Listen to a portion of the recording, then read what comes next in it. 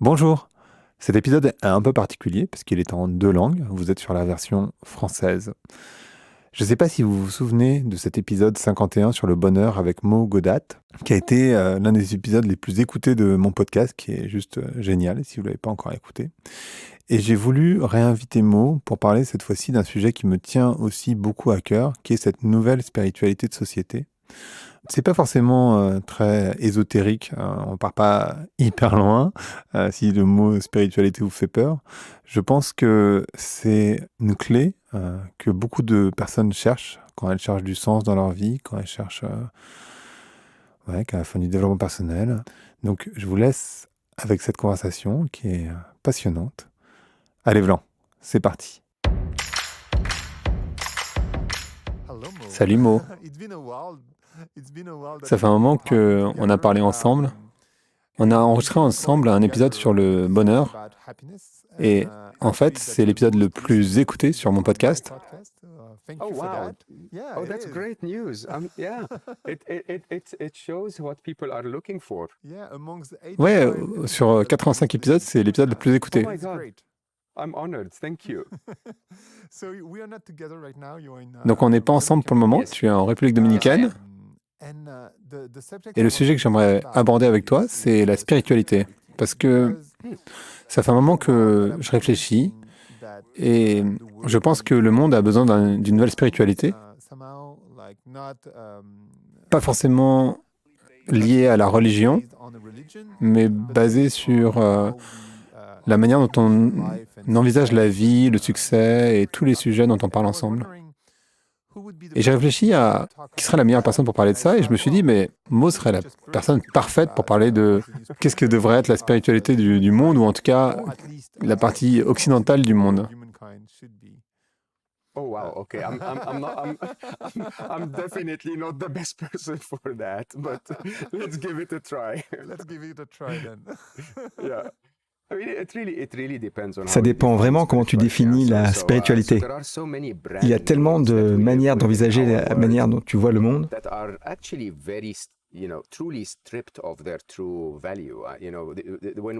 Quand on écrit un concept avec un mot, en fait, on enlève totalement son essence.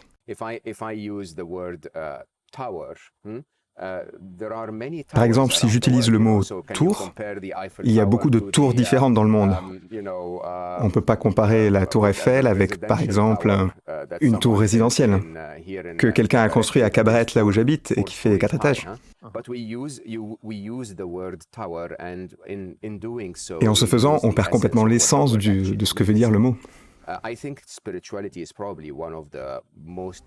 Je pense que la spiritualité est sans doute le mot qui est le plus mal utilisé dans le monde aujourd'hui.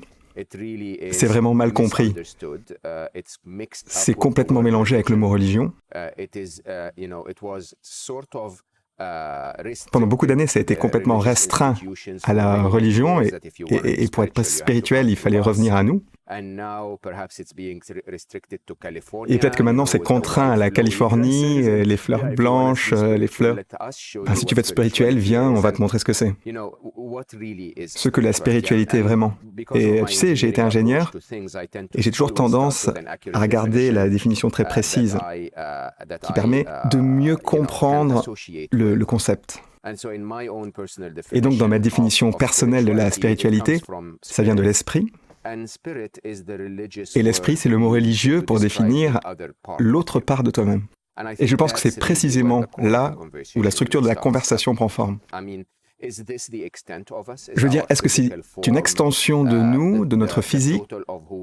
C'est l'intégralité de ce que nous sommes ou est-ce qu'il y a plus que ça pour l'humain, que juste notre forme physique? Et si ça existe, que tu veuilles l'appeler l'esprit ou autre chose, ça ne change pas grand-chose finalement. La spiritualité, ce serait comment tu crées ce lien à cette autre part de toi-même, pour trouver cette complétude au fond de toi qui dépasse ton physique et qui va dans ton esprit. Et de la même manière, si c'est vrai pour nous, alors tu réalises que c'est aussi vrai pour tout ce qui est physique, finalement, que juste le physique. Il y a plus dans l'univers que juste la partie physique que l'on voit. Il pourrait y avoir quelque chose de plus grand que nous tous, ce qui est dans les religions, ce qu'on appelle le divin, le Dieu, Allah, peu importe la manière dont on l'appelle. Et la manière de l'envisager peut varier de manière très importante si tu analyses les différentes religions. Et encore une fois, s'il y a quelque chose de plus grand que nous tous, alors comment on fait le lien avec cette chose? Et pour moi, dans ma définition, c'est ce qu'est la spiritualité. C'est intéressant. Donc, de mon point de vue, j'ai l'impression que nous, en tant qu'humains, on est un peu déconnectés avec cette autre part de nous, mais aussi cette autre part du monde. On a tendance à considérer la nature, et par la nature j'entends la végétation, mais aussi les animaux, mais à part les humains. Et d'une certaine manière, les humains ont considéré tout le reste comme un moyen pour faire autre chose. Donc on consomme la nature, on consomme les animaux, on le considère comme un matériel de base finalement, pas comme une autre part de nous-mêmes, si tu comprends ce que je veux dire. Et donc dans cette nouvelle spiritualité à laquelle je pense, je me dis que c'est aussi comment on considère le succès. On a parlé de ça ensemble d'ailleurs, mais il y a un an, je me disais, et peut-être aussi grâce aux gens que j'ai rencontrés et que j'ai reçus sur ce podcast, c'est beaucoup à propos de cash, d'argent. Personne que j'ai reçue qui me disait j'ai réduit mon cash flow, mais du coup j'ai augmenté mon forest flow, mon surf flow. Et tu comprends ce que je veux dire? C'est cette balance qu'on doit considérer aussi. Ce que tu définis comme le meilleur, malheureusement, dans le monde dans lequel on vit, qui est très capitaliste, très consumériste, à cause du marketing et de la publicité, et je dis ça avec beaucoup de respect pour ton métier.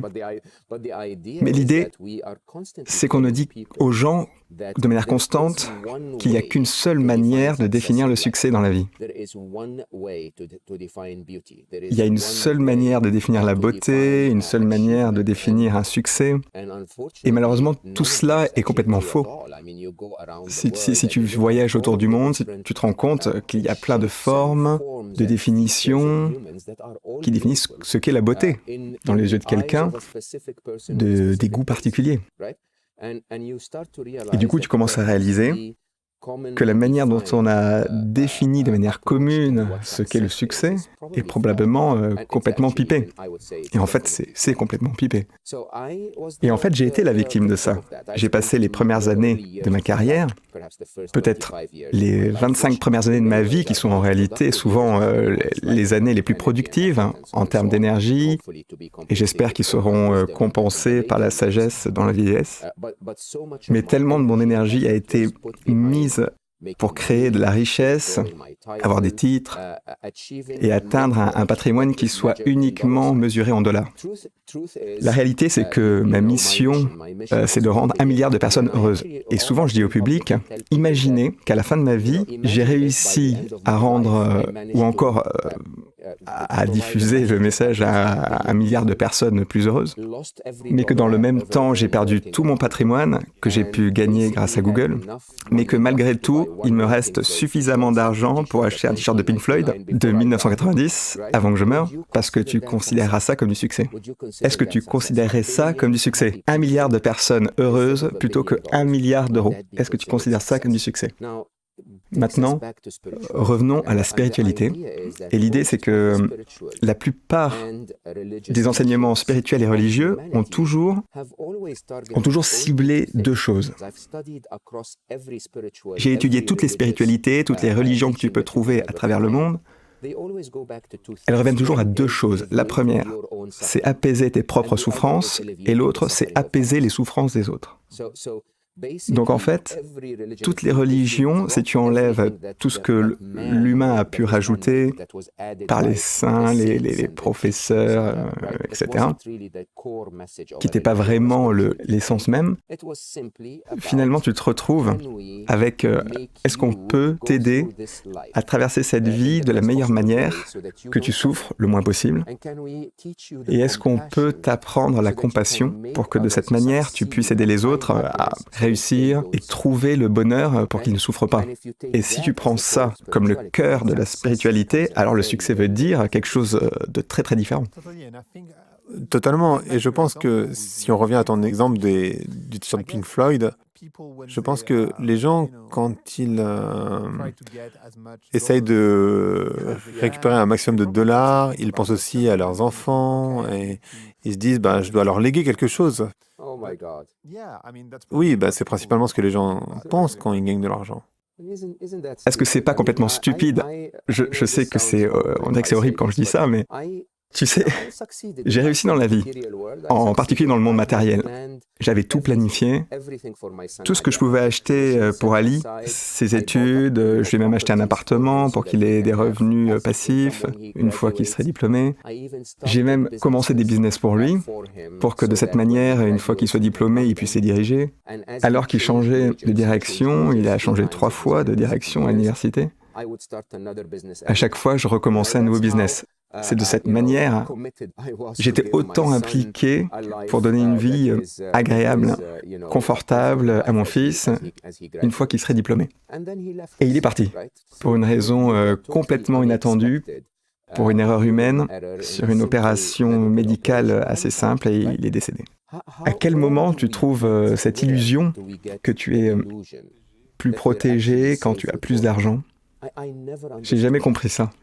Je vais te dire, de manière statistique, le montant qu'on me volait était toujours de plus en plus en termes de pourcentage au fur et à mesure que mon revenu augmentait.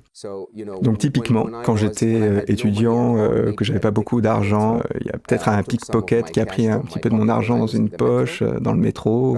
Et une fois que j'ai eu plus d'argent, que j'avais des voitures, les gens volaient mes voitures. À quel moment tu as l'illusion que si tu as tout l'argent du monde, tu vas pouvoir guérir d'un cancer si tu es diagnostiqué ? À quel moment tu trouves l'illusion que si tu as tout l'argent du monde, tu ne vas pas faire à un moment donné un mauvais investissement et tout perdre ? Ce que j'essaie de dire, et je dis ça avec beaucoup d'optimisme, la plupart des enseignements spirituels te diront que le bonheur et la paix se trouvent dans le fait de trouver, de voir la vérité. La réalité de notre vie, c'est comme un jeu vidéo, c'est plein de challenges, c'est vraiment plein de challenges.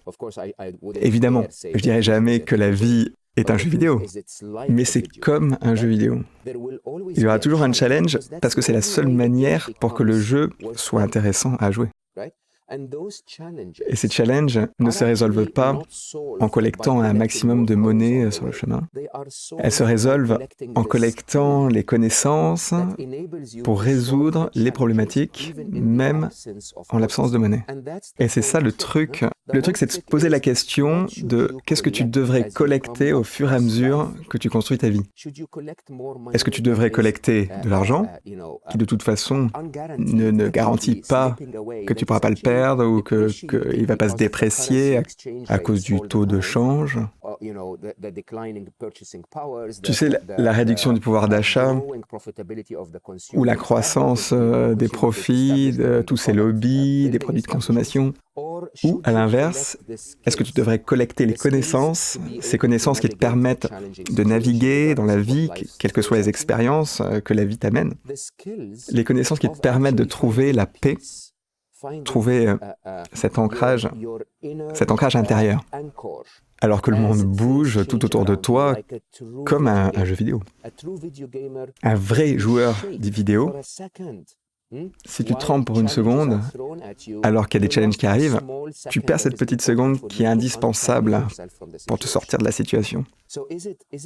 Est-ce que c'est pas ce qu'on devrait chercher à collectionner finalement ? Est-ce qu'on ne devrait pas essayer d'avoir un patrimoine de spiritualité, de paix, de connaissances pour naviguer dans le monde et faire face à toutes les merdes que le monde peut nous envoyer.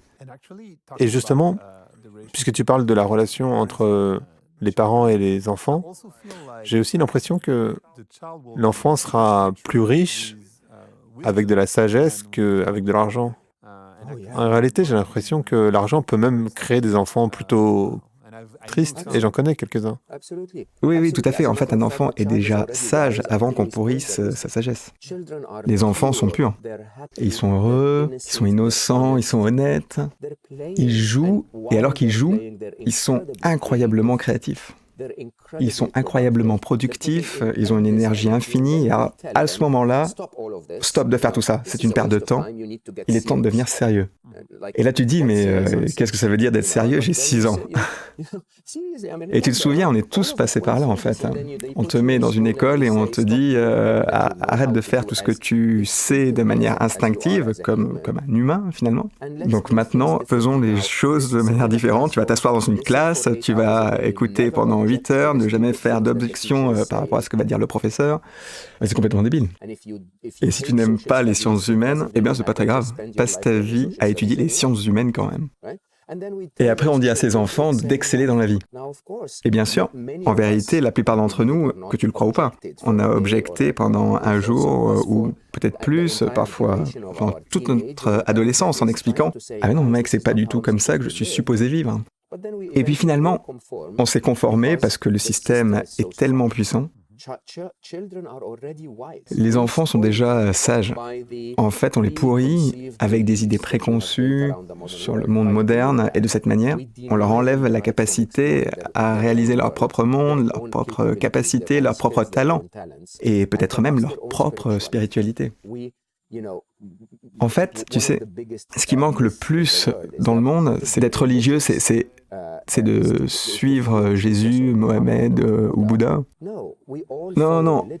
En fait, on suit tous une religion, même les athéistes, même les capitalistes suivent une religion. Simplement, on l'appelle de manière différente, mais la réalité, c'est que tout le monde qui s'aligne avec des enseignements, c'est juste un fanatique en fait. C'est par exemple quand tu suis Manchester United, alors quand tu es fan de football, en fait ce que tu dis, en fait, non, en fait je suis un énorme fan. Par exemple du christianisme, du bouddhisme, ou alors je suis un très grand fan de football, ou un très grand fan de faire de l'argent, ou j'ai envie que mon opinion soit entendue, de défendre la liberté que l'Ouest s'est propagée dans le monde entier. Mais la réalité, c'est que même tout ça n'est complètement vrai ou complètement faux. Mais la question c'est, est-ce qu'il y a un petit bout de ça qui est un peu de toi? Qui es-tu vraiment? Totalement. Et justement, je me disais, en t'écoutant que, et je sais parce que tu as parlé à cette conférence à Paris aujourd'hui qui s'appelle Sustainable Brands, et j'ai reçu le fondateur de cette conférence sur ce podcast, et j'ai l'impression que cet état d'esprit, cette spiritualité, quelque part, est plus durable que celle que l'on définit par les dollars ou les possessions, d'avoir plus et plus et plus, et qui finalement ne t'amène pas le bonheur ou le succès, si tu préfères l'appeler comme ça, mais... Oui, ils peuvent l'appeler succès s'ils le souhaitent, mais finalement, ça ne marche pas comme ça en fait. Alors bien sûr, il faut pouvoir manger quand on a faim, mais après ça marche pas. En réalité, même quand tu penses aux personnes qui ne peuvent pas manger à leur faim, c'est aussi une question de spiritualité, que tu le crois ou pas. La spiritualité, pas la religion, souviens-toi. Dans la spiritualité, quand tu sais vraiment au fond de toi qu'il y a plus que toi que juste cette forme physique, alors tu réalises que tu es connecté à tout le monde. Et justement, j'étais en train d'écrire à propos de cela aujourd'hui, parce qu'en fait, je suis en train d'écrire mon prochain bouquin, et j'écrivais qu'en grandissant en Égypte, même si on n'avait pas la sécurité sociale, les assurances de santé, ou ce que les Occidentaux exigent de leur gouvernement, en réalité, on avait cette paix intérieure constante, parce qu'on savait savait que si quelque chose se passait mal pour nous, notre cousin, notre ami, notre famille prendrait soin de nous, en fait. On était beaucoup plus qu'une seule personne, mais l'individualisme de l'Occident nous a volé ça. Maintenant, une part de cette approche spirituelle, c'est de réaliser que je ne suis pas un individu. Il y a tellement plus que moi, que cette forme physique qui est limitée par ma peau. Et ce qu'il y a de plus pour moi, là, c'est un lien qui me connecte à tous les autres. C'est une communauté, pas juste un individu. Et une fois que tu internalises ça, très profondément, alors tu reconnais qu'il n'y a pas grand-chose à avoir peur, il n'y a pas grand-chose, il n'y a pas trop de soucis à se faire en fait. Parce que au minimum, tu auras des personnes qui sont toujours là pour toi. Donc, voilà, c'est une partie de l'histoire, mais l'autre partie de l'histoire, si tu me demandes, si tu retournes à ce concept d'être spirituel, je vais partager ma propre expérience. Et je sais que certaines personnes vont trouver ça étrange. Voilà. Je suis né en étant musulman. Et l'islam est une religion très conformative. Fais les choses comme on te les dit, et parce qu'on a fait des recherches, on connaît les dieux, et on sait exactement comment tu dois te comporter du moment où tu te réveilles jusqu'au moment où tu te couches, et de cette manière, tu vas te retrouver au paradis. J'ai rien contre ça, évidemment, mais je pense pas que ce soit le propos. L'idée, c'est de chercher et de trouver ta propre réalité. Donc, à l'âge de 16 ans, j'ai commencé à me dire, peut-être que si je dois continuer le reste de ma vie à me conformer, je devrais plutôt essayer de trouver la formule. Donc, globalement, ce que j'ai fait, c'est les mathématiques de Dieu, ou les mathématiques du design, si tu préfères, ce que tu peux retrouver dans mon bouquin Self-Therapy, mais bon, je vais pas t'ennuyer avec ça. Je suis arrivé à un point où je me suis dit, d'un point de vue mathématique, je me suis dit, il y a sans doute une probabilité beaucoup plus grande qu'il y ait un design derrière l'univers qu'une probabilité que tout arrive de manière complètement aléatoire. Je ne dis pas que l'évolution n'existe pas, mais ce que je veux dire, c'est que l'évolution, c'est une partie de ce design. Maintenant, quand je suis arrivé à ce point de réflexion, toute ma vie a complètement bougé. J'avais 16 ans à l'époque. Et je me suis dit, regarde, si je questionne ce qu'ils me disent, je peux arriver à une croyance plus profonde dans ce que je crois moi-même. Et de là, j'ai commencé à étudier toutes les religions sur la planète. J'ai lu tellement d'entre elles, et elles sont toutes tellement belles. Et en même temps, elles sont toutes corrompues d'une manière ou d'une autre. Il y a un noyau magnifique au sein de toutes ces religions, mais ensuite, il y a beaucoup de règles, de régulations qui ont été rajoutées par la main des hommes. Peut-être une personne un petit peu dans l'émotion va prendre ça et va te dire vas-y, laisse tomber, j'ai pas du tout envie de suivre ces règles définies par des gens, je suis une personne libre. Une personne un peu plus sage va se dire, peut-être que je devrais définir ce que c'est ce cœur magnifique, parce que c'est une manière intéressante de trouver ma propre spiritualité. Et ensuite, abandonner tout ce qui ne fait pas partie de ce noyau central. Et j'ai passé des années à travailler là-dessus, à étudier ma propre religion, l'islam, et à essayer de définir ce qu'est ce cœur et ce qui a été défini par les hommes ensuite. J'ai étudié le christianisme, le bouddhisme, l'hindouisme, le taoïsme et toutes ces religions. Et elles ont toutes un corps incroyable, mais aussi de la corruption. Prends-les toutes ensemble et tu vas trouver ta propre religion, la grégologie de vivre. Et ça va être ta propre spiritualité. J'ai même appris de la vision athéiste pour tout remettre en question. J'ai appris d'un point de vue athéiste. Peut-être le divin n'est pas engagé dans toutes les décisions qu'on prend dans notre vie. De la même manière, le designer d'un jeu ne vient pas regarder la manière dont tu joues tous les jours à son propre jeu. Tu sais, une fois que le jeu a été designé, c'est toi qui joues finalement. Le truc ici, c'est qu'en tant qu'individu, est-ce que tu peux te permettre de ne pas être influencé par les religieux, mais aussi par les personnes qui ne sont pas religieuses? Est-ce que tu peux trouver la beauté dans tout? Est-ce que tu peux trouver la beauté dans tous les points de vue? Et je me demande, peut-être que c'est une question un peu compliquée, mais est-ce que tu penses que tu dois expérimenter la richesse pour revenir à la spiritualité qui est... En fait, j'ai été là et je peux te dire que ça ne fonctionne pas. Ça me fait penser à ce bouquin. Tu sais, le bouquin de la personne qui a créé le Huffington Post, Ariana. Et elle te dit, en fait, elle a pris tout, elle a fait les enfants, elle est devenue millionnaire, etc., etc., etc. Et éventuellement, elle était hyper triste. Et je me demande, est-ce que tu penses que tu dois avoir cette expérience de richesse pour finalement te rendre compte que ça ne fonctionne pas? Le problème, c'est que nous, en tant qu'humains, on est têtus. Et c'est plus facile d'essayer quelque chose pour soi-même et de se rendre compte que ça ne fonctionne pas. C'est tellement plus efficace si tu ne te le fais pas. Si tu prends le raccourci, finalement. Si tu fais confiance dans l'expérience des autres et que tu apprends en observant.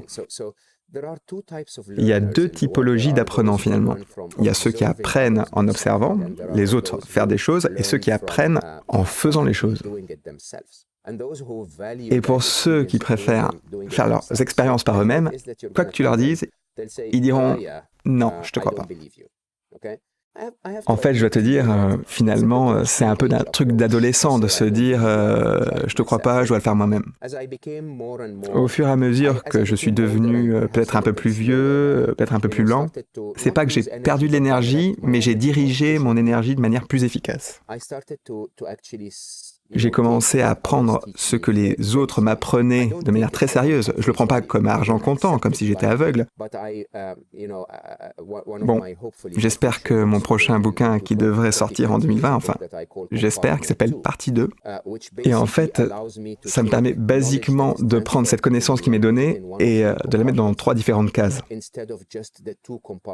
Plutôt que les 2 cases qu'on t'apprend normalement à l'école. À l'école, on t'apprend que quelque chose est plutôt bien ou mal, faux ou vrai, ou accepté par moi ou rejeté par moi.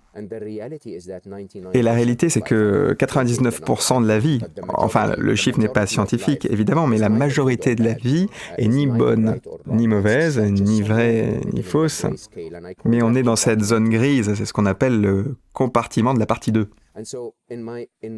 Et donc, dans mon approche de la vie, j'essaye de définir si quelque chose est dans le compartiment 1, perception limitée de la vie, donc c'est probablement correct, ou alors c'est dans le compartiment 3 et c'est probablement pas correct. Mais si c'est dans le compartiment 2, je me dis peut-être, il y a une possibilité que ce soit correct ou que ce ne soit pas correct, et peut-être que je devrais traverser la vie en essayant de résoudre les deux. Je devrais... tu sais, j'avais cette conversation intéressante avec un ami bouddhiste, et tu sais, dans la religion bouddhiste, ou dans la philosophie bouddhiste, il y a le karma et la réincarnation. Et je lui ai demandé, tu sais, j'ai pas une position pour ou contre la réincarnation, parce que je n'ai pas trouvé de preuves scientifiques, pour ou contre. Mais quid de si c'était pas vrai, c'est-à-dire si c'est dans le compartiment 2, donc pas à 100% vrai ou 100% faux, comment la philosophie changerait dans son ensemble? Et cette question est tellement intéressante quand tu traverses la vie. Dans toute ta vie, tu peux te dire que ça peut être A ou B, et pas peut-être A, peut-être B. Tu pourrais sans doute envisager la vie de manière tellement différente, avoir beaucoup plus d'options excitantes au travers de ta vie. Tout simplement parce que tu te permets de te dire que j'ai le droit de débattre, que quelque chose qu'on m'a appris est vrai alors qu'on m'avait dit que c'était faux. C'est vraiment intéressant. Ça serait le conseil que tu donnes aux gens quand ils te demandent comment ils devraient manager leur vie. Il y a beaucoup de personnes, j'ai l'impression, qui sont centrées sur le présent, et peut-être centrées sur eux-mêmes d'ailleurs, et elles se demandent c'est quoi leur mission dans la vie ou pourquoi ils sont sur la planète. Et cette spiritualité, quelque part, peut-être c'est trop connecté à la religion, même si la religion reprend un petit peu le dessus en ce moment un peu partout. Mais dans l'Ouest, la religion est plutôt en train de disparaître et les gens sont en train de chercher une forme de vérité. Ils se demandent comment être heureux. Et du coup, ce serait quoi ton meilleur conseil, plutôt que de regarder la vie en noir ou blanc, mais vraiment dans ce gris? Qu'est-ce que ce serait ton conseil ultime? Simplement d'accepter qu'il y a toujours quelque chose que tu ne connais pas, quelque chose de nouveau. Et finalement, c'est ce que disait Confucius, que la vraie sagesse, c'est de reconnaître ta propre ignorance. La réalité, c'est qu'on n'en sait pas grand-chose. Je suis une personne très scientifique, j'ai étudié la science à un niveau très très élevé, et je continue à m'abreuver avec toutes les découvertes scientifiques. Et même si la manière d'envisager la science, c'est de dire on connaît la vérité, la réalité, c'est que c'est complètement faux. La science elle-même n'arrête pas de changer la réalité, de changer la vérité qu'ils ont trouvée. Tu sais, la Terre est plate, la Terre est ronde, et c'est le centre de tout. Finalement, de se dire que la Terre n'est pas ronde, mais sphérique, et que finalement, elle n'est pas le centre de tout, mais qu'elle tourne autour du Soleil dans une sorte d'ellipse, pour finalement se rendre compte que c'est même pas sphérique, mais que ça tourne autour du Soleil en même temps que le Soleil tourne. Personne n'a la moindre idée de ce que c'est le parcours de la Terre dans l'univers, parce qu'il y a tellement de mouvements qui sont intriqués. Maintenant, réfléchis à tout ça et dis-toi, en fait, j'en sais rien. Il y a une joie à ne pas savoir, et il y a une joie à revisiter tout ce qu'on t'a appris. Depuis le truc typique du français, il faut que je sois élégant, que je n'aime pas tout. Peut-être que c'est la mauvaise éducation. Ou jusqu'à le propos de ma vie, c'est ça et rien de plus. Et si tu commences à revisiter tout ça et à reconnaître que comme un être, tu es beaucoup plus que ton être physique, et que finalement, tu fais partie d'une communauté de tout ce qui est vivant, et que ta vie est tellement dépendante, et je crois qu'on le reconnaît de plus en plus avec le réchauffement climatique. En fait, personne d'entre nous ne peut survivre tout seul, parce qu'on est tous ensemble dans une communauté, et on détruit notre habitat tous ensemble. Si tu commences à reconnaître tout ça, ton approche de la vie va devenir très très différente. Tu vas te dire, en fait, c'est pas juste à propos de moi, c'est à propos de tout le monde. Et si je peux aider l'univers, peut-être que l'univers va m'aider aussi. Et quand tu commences à réfléchir de cette manière, peut-être que le propos de ta vie devient autre chose. Peut-être que c'est pas juste une nouvelle voiture, une voiture plus puissante ou un appartement un peu plus grand. Peut-être que ça devient l'impact que ça a sur nous tous, sur ce qu'on aime. Et peut-être que ça va changer la manière dont on vit, dont on travaille. C'est intéressant. Et tu disais que tu écris un nouveau bouquin que tu as presque fini. Est-ce qu'on peut avoir le pitch? Le pitch.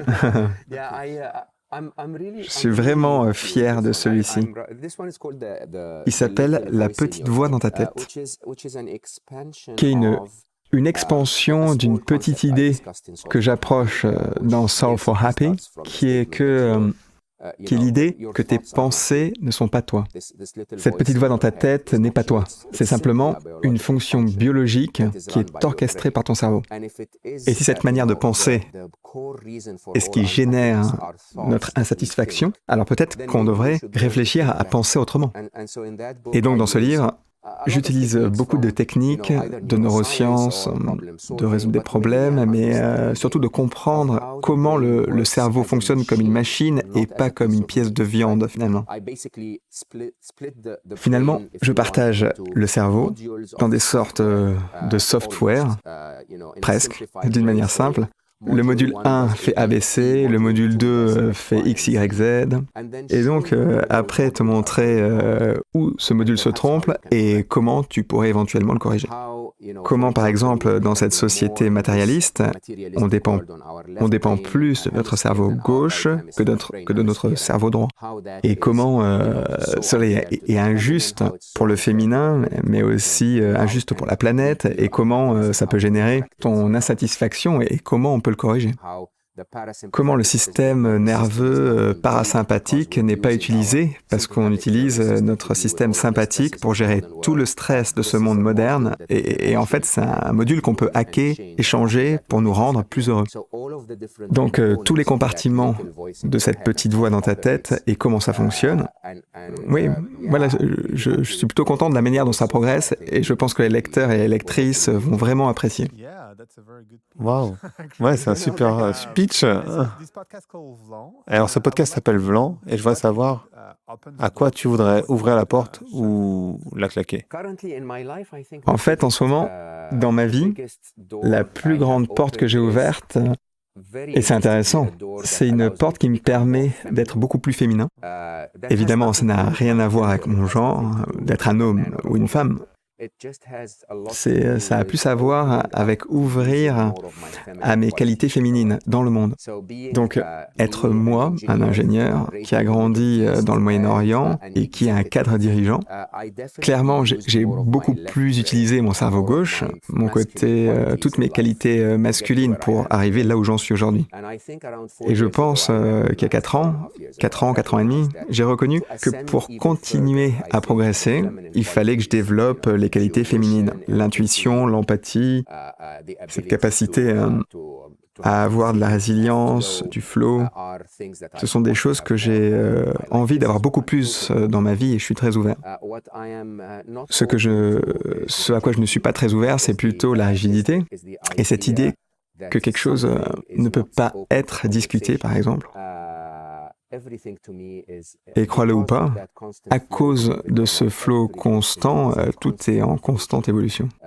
Et tu sais, je construis des concepts, je les écris et quelques semaines après, je les revisite parce que finalement, j'ai appris quelque chose de plus et je les revisite et je les revisite encore. Et c'est une expérience incroyable de vraiment vivre et de vraiment apprécier la vie plutôt que de penser qu'on a trouvé la solution et d'avoir cette arrogance de dire qu'on a tout compris. Waouh. Merci Mo pour toute cette sagesse. Merci beaucoup pour l'opportunité. J'adore être sur ce podcast. Et j'espère être à Paris bientôt et qu'on pourra se revoir. Oh, j'adorerais ça. Et peut-être qu'on pourrait faire un enregistrement en live. Ah oui, j'adorerais ça, mais je pense pour qu'on y arrive, il faudrait que les personnes qui écoutent fassent que cet épisode soit très écouté et je leur demande de nous aider à faire ça. Et pendant ce temps-là, toujours répandre ce message de bonheur, ça reste ma mission principale, de rendre 1 milliard de personnes heureuses, donc priorisez votre bonheur, parce que c'est ce dont on a besoin. Totally. Thank you very much, Mo. You're so welcome. Thanks, Greg. Merci d'avoir écouté Vlan. Si vous avez aimé l'émission, vous pouvez le dire avec des étoiles, 5 de préférence sur iTunes, et le partager avec vos amis ou vos collègues. Je suis Grégory Pouy, vous pouvez me retrouver sur Twitter et LinkedIn sous le pseudo Greg from Paris.